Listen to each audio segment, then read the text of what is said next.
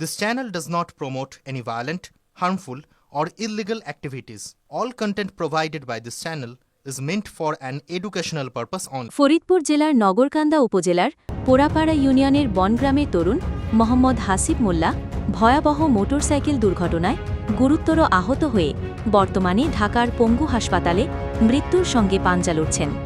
গত 14 জুলাই বিকাল 5:30 পোড়াপাড়া বাজারের আগে গোয়ালদি সোয়ামিল এলাকায় একটি গাছের সঙ্গে ধাক্কা লেগে এ দুর্ঘটনা ঘটে। জানা গেছে, তিনি খালাতো ভাইয়ের মোটরসাইকেল না জানিয়ে নিয়ে বের হলে এই মর্মান্তিক দুর্ঘটনা ঘটে।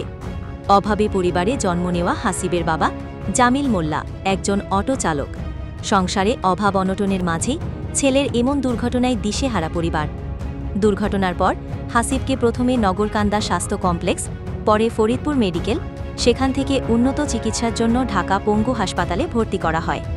সবার কাছে দোয়া চেয়েছেন তার পরিবার, হাসিব যেন সুস্থ হয়ে ফিরে আসে। যোগাযোগের জন্য একটি নম্বর দেওয়া হয়েছে 17393133823।